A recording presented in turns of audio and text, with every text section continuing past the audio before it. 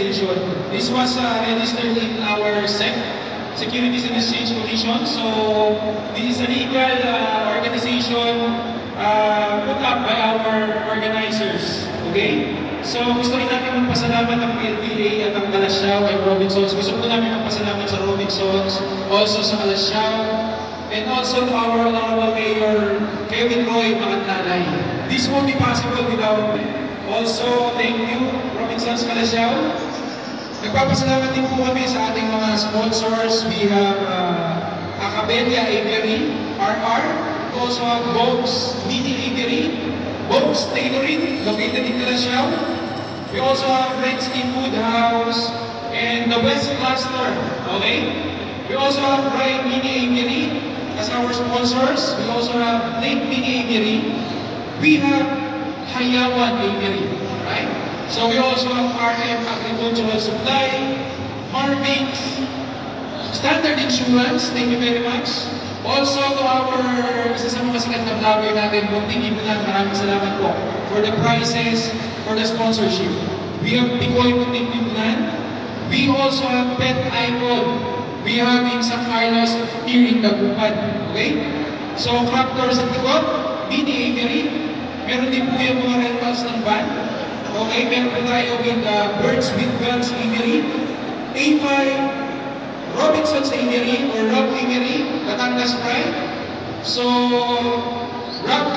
Robinsons, Rafael Pinsa. Okay, we also have JMP, Q's Pet Shop, TCQ Pet Shop of Basista. We also have DB Aviary, Mike Flores Aviary, and Amira Aviary. So thank you very much po to our sponsors, no? Dapat naman po natin sila. Hindi na makatanggal ng stress. Alright. So just like plants, isa rin po ito sa mga naging way na nakatulong sa maraming tao this pandemic season. So ito po ang kagandahan po dito, natutulungan din po natin ang DNR sa pangangalaga ng mga ibon. Lalo-lalo po yung mga dito po. So yung makikita nyo dito, these are for bird show classifications. So dito po ay makakita ng meron pala itong klaseng ibon. Alright? Meron pala itong klaseng kulay. Kasi sa buwan po, ang pagkakaalam lang natin, meron isang ibon, ibon lang. So marami po kasing klase yan. So right now, bubusuin po ng PLPA, ng Robinsons Kalasyaw at ng Kalasyaw Photo Festival ang bawat isa. Bubusuin po ang ating mga mata at kaalaman para po sa pag-aalaga ng ibon. Alright, so right now po, our first judging. So before po natin i-proceed yung ating crowd judging. So para medyo makita po muna kung ano po yung status and condition ng mga ibon.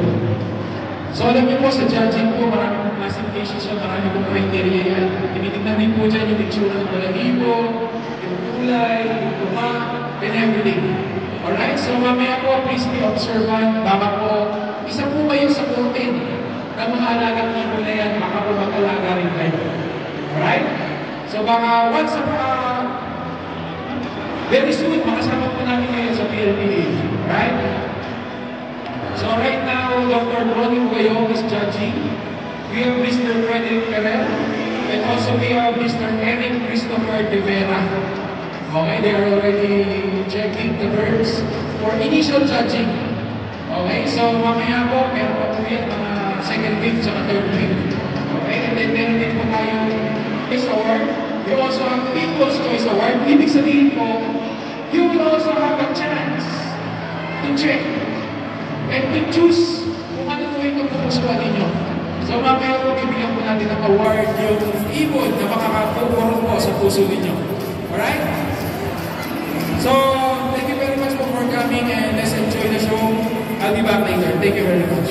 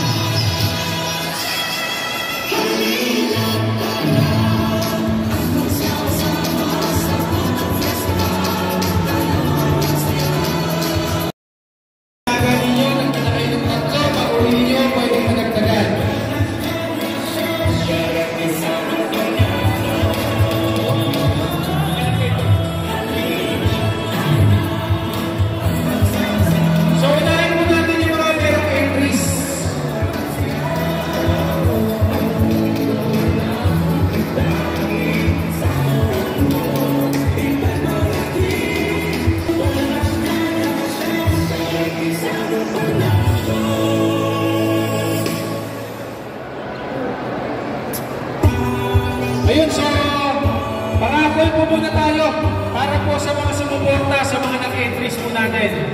And then later on, we are going, kung nakamagtala ka ng dalawang ibon, pag-uwi mo, madadagdagan pa yan. Diba? So, ganun po ang JA ang organization. Yung first na pupunutin po natin,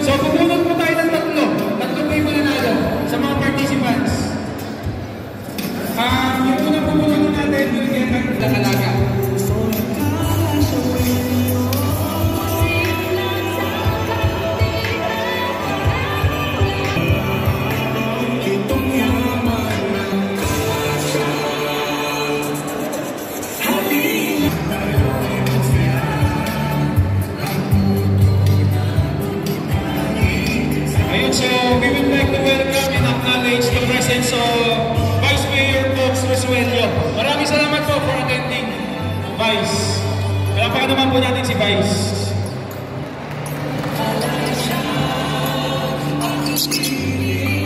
So, meron pa pong good news. Kung sino po yung mananalo, siya na rin po yung pipili nang gusto niya makuha ang ibon. Sama-sama. So, first winner.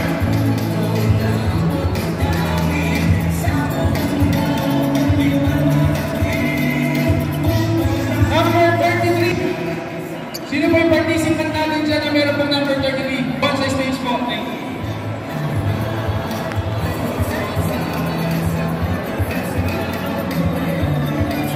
Sir, baka meron pong carrier dyan. Paglalagyan. Hindi po kasama sa price yung nalagyan. Ibulsa na lang po. Okay. Ayan. Akit kayo sa stage, sir. Pangalan po. Ayun. Pangalan po, sir. Jordan. Kakasama.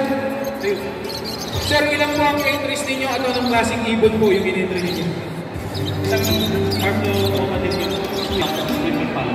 yun. So, yung pong sinabi ni Sir ay isa pong mutation ng ibon ng Alps 2. Okay? So, marami po kasing klase ng mutation. Alright?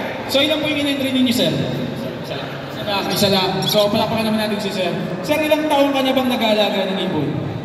Ngayon lang, sir. Ngayon lang. So, na-encourage ka rin ng isang kaibigan o sa isang show or paano ka na-encourage? Sir Rex Gapos, sir. Rex Gapos, Sir. Maraming salamat po. Kasama mo ba si Marlon? Marlon, kasama mo?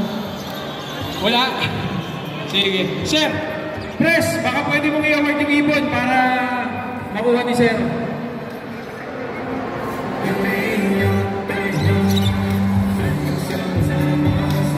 Okay, so habang dinukuha guys, Sir, dyan ka na sa stage ha.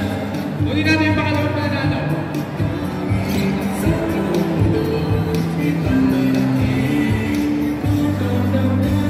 Number 62. Number 62. Sino po yung may entry na number 62? Pakicheck po yung mga entry number ninyo. Number 62. Anyone? Merong entry number 62? Please, Gerald, dito po sa stage. Samahan niyo po kami. Ano yung napili ni Sir? Yes? Number 62 pa po. Number 62. Pasok po kayo. Yung number 62. May umakakita. Number 63 daw siya. Ulang ang isa. Number 62. Number 62. So, bilangan natin. 10, no? 10, 9, 8, 7, number 62, 6, 2,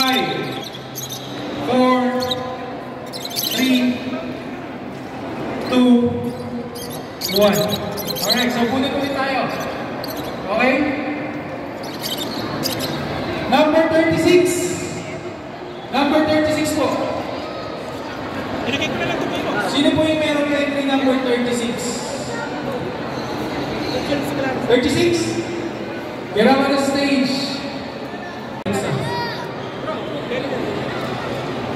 Dito ko sa... Natin po. Sa inyo yan. Punin ulit. Sa kanya ulit. So marami po kasing alaga si Sir Robinson.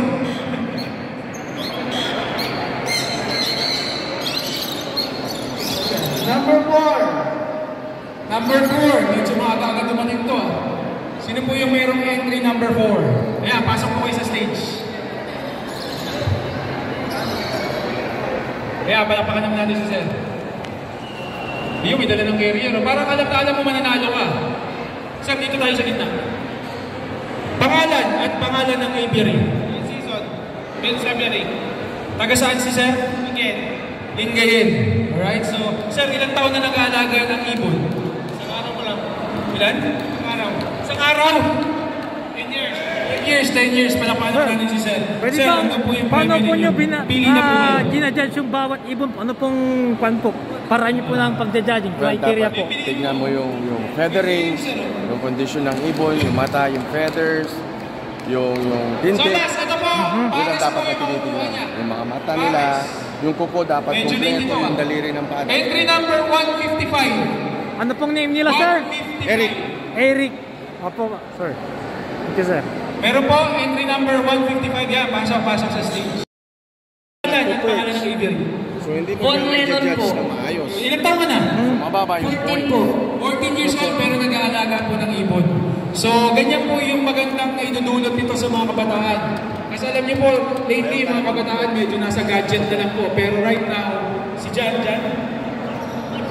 Von, si Von nag-aalaga na siya ng ibon at the early stage. So alam niyo po sa pag-aalaga po ng ibon, meron po kakaiba din na responsibility. So isa po yan sa mga nabibuild natin sa mga kabataan. Alright? So, ilang years ka na ba o ilang months nag-aalaga ng ibon? 1 year. Pares. Dapat marunong tumingin ng lalaki at babae.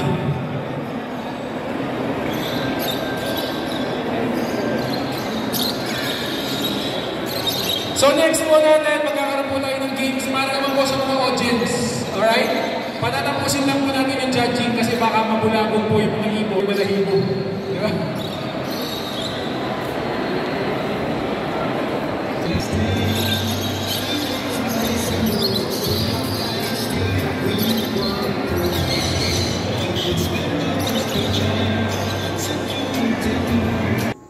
Thank you for the Pangasinan Lovebirds Breeder Association Incorporated for the great opportunity given to me to blog your bird show. And to all viewers, please subscribe to my channel. Thank you, my fellow Kasha Bobs.